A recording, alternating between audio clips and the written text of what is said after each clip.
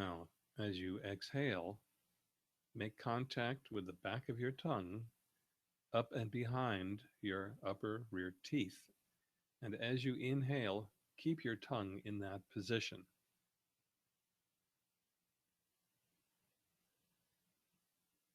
So now you're just connecting 3 points with your tongue without dropping your tongue down, so that your back of your tongue is in contact with your upper jaw behind the upper rear teeth, and your tongue tip in contact with your palate toward the front. And maintain your tongue position that way as you breathe.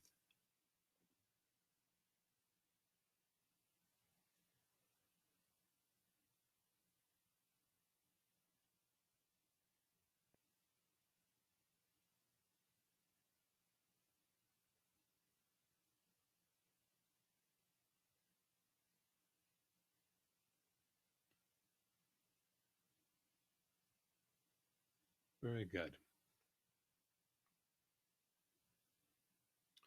Now resume lowering your tongue with inhalation while keeping those 3 points in contact.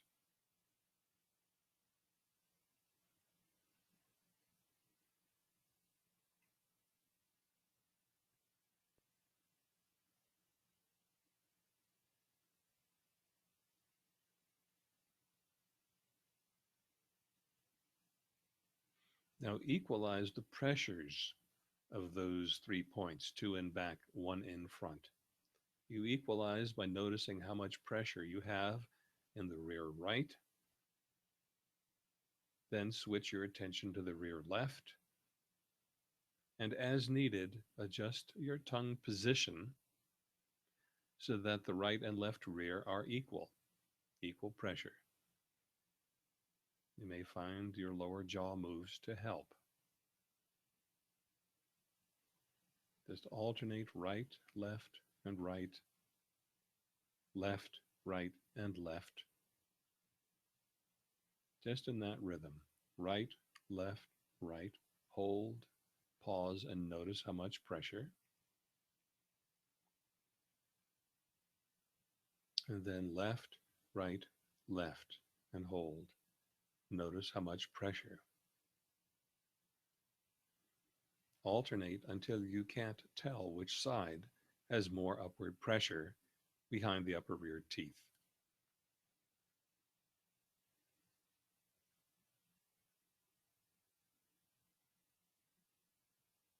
Now bring your attention to your tongue tip and make your tongue tip press upward with equal pressure to the 2 places in back.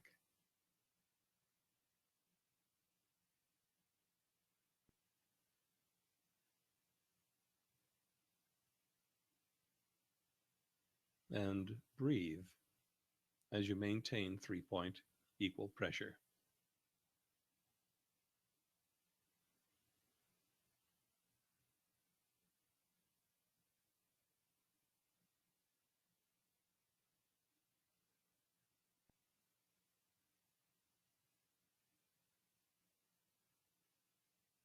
You may need to have further practice before you can easily maintain 3-point equal pressure, just so you know. Just accept your success to whatever degree at this beginning.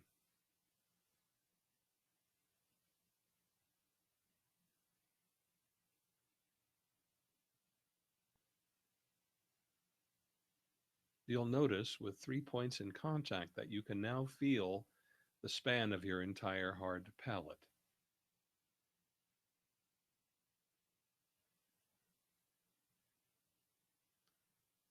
A light touch, a light pressure works better than a heavy pressure against your palate.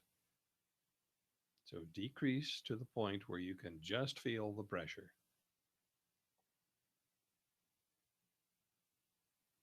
Maintain your breathing with a lighter pressure. In general, this sensitizes your palate.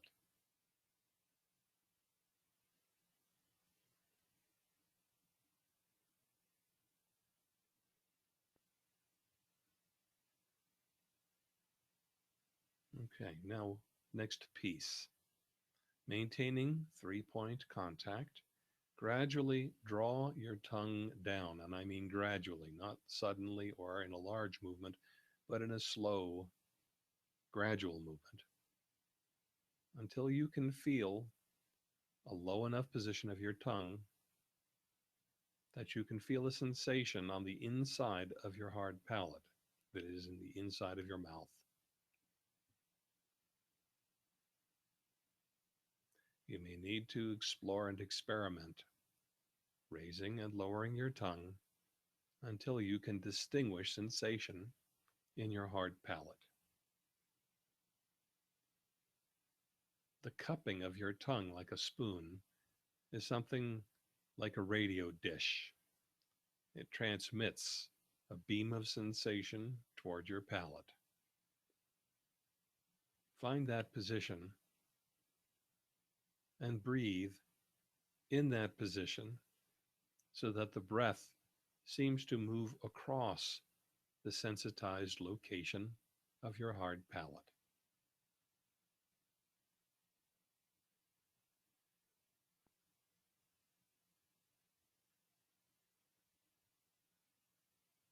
Stay with it until that sensation firms up a bit.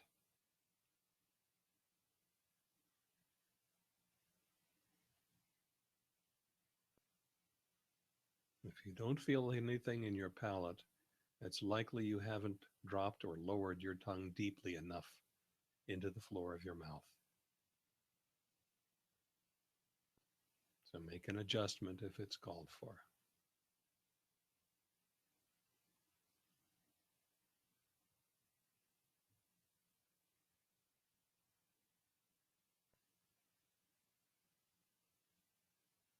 Now sense inside your nasal cavity and relax the inside of your nose. And this is behind the part of the nose that people can see. It's the deeper part of your nose behind your face.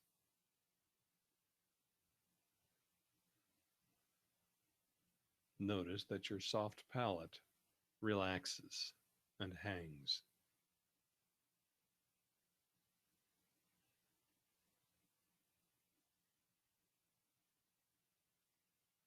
Notice that the place within your nasal passage is a continuation of the place you feel in your hard palate.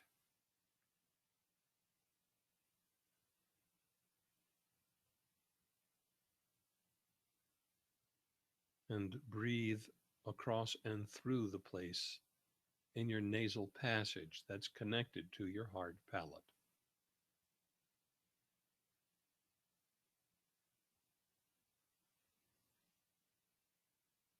Your tongue is still in contact at 3 points. Your tongue is cupped like a spoon. You feel your hard palate. You feel the inside of your nasal passage.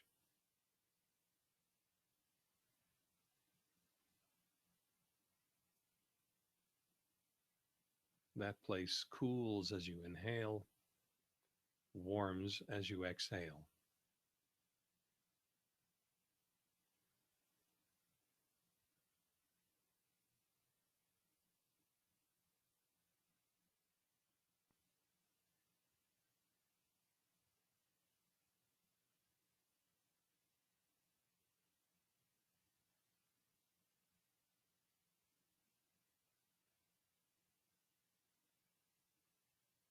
Now close your eyes if you're not already closed.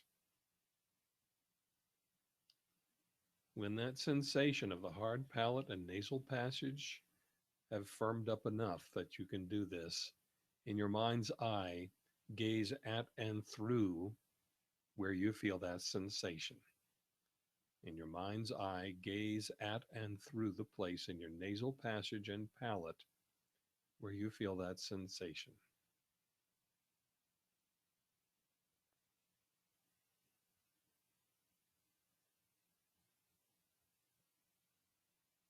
Let your nose relax inside and dilate. This isn't flaring the nostrils. It's relaxing the nasal passage behind your face,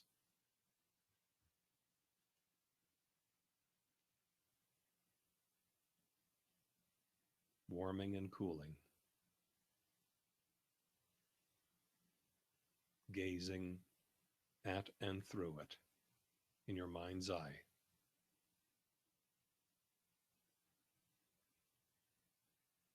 That's the tongue mudra.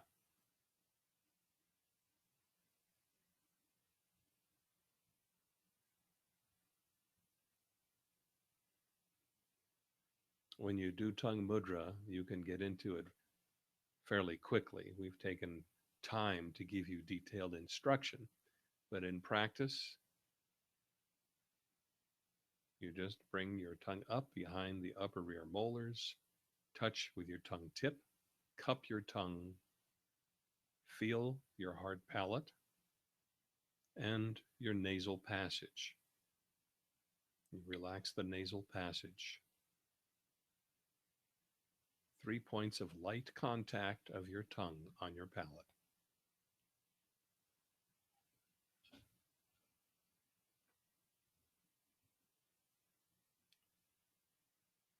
By changing the cupping of your tongue and placing your attention at different places in your hard palate and nasal passage, you can use the tongue mudra to turn on different places in your nasal passage and in your face.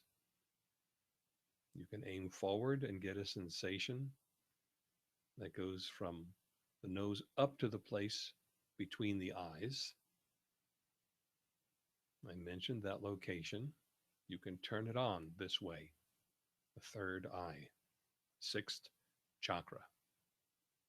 And by cupping your tongue to aim further back, you can turn on different locations. Say the place where the roof of the nose is the floor of the brain cavity where the pituitary and pineal glands are seated in depressions of that bone shaped just the right shape to receive those glands. So you can curl your tongue to aim up into that place.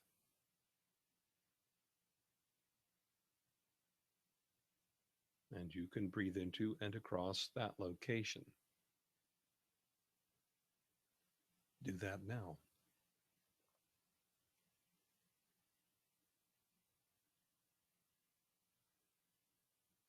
It's a place of extra sensitivity. You don't locate it right away, just experiment with the amount of curl in your tongue and aim a little backward, a little forward along the roof of the nasal passage.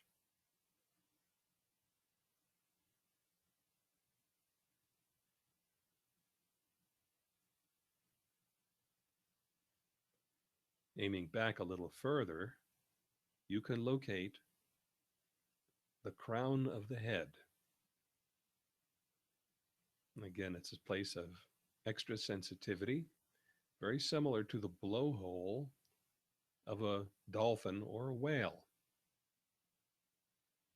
By adjusting the curl of your tongue and where you place your attention, you can breathe into and out through that location. This is the Sahasrara, the seventh chakra.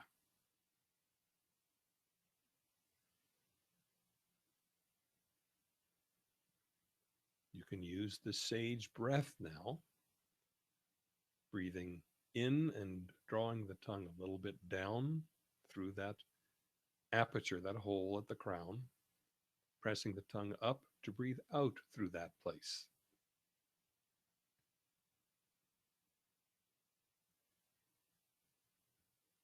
Be gentle with the tongue.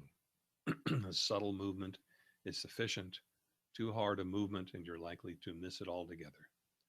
So at whatever level of push you're using with your tongue, with each breath, decrease very slightly, very gradually until you find the sweet spot.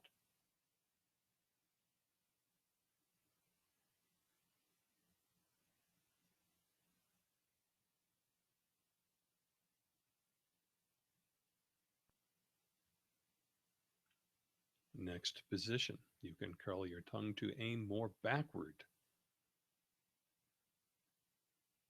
until you feel a soft palate and the space above.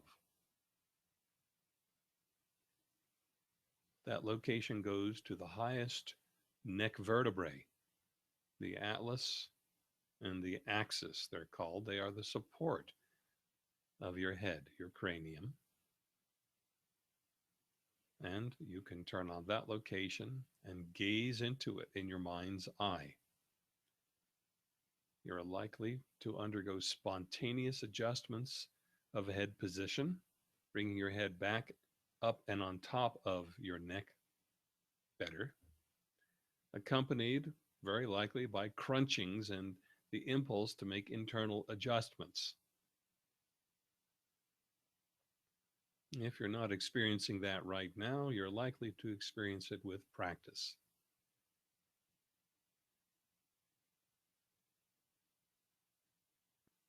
Again, dilating or opening your nasal cavity.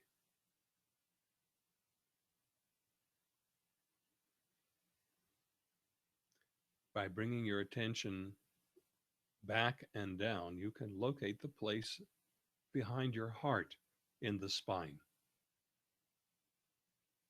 Maintaining gentle three-point contact with the tongue and breathing, you can induce changes to that region of your spine and increasing opening in your breathing. Now you've gotten the hint. You can aim the tongue mudra anywhere from the nasal passage to the place between the eyes, crown of the head, top of the neck, behind the heart, and further down. You can bring it all the way to your sacrum, that is the central bone at the waistline in back of your pelvis. My experience was practice of the tongue mudra started just in the mouth, then to the nasal passage, then to the place behind the eyes and between the eyes. And with continuing practice, openings continued to occur along the lines I've described. You're likely also to undergo spontaneous postural adjustments where you feel like sitting more erectly as a product of internal shifts and relaxations, not as a product of effort or right posture. Okay. That's the basic tongue mudra.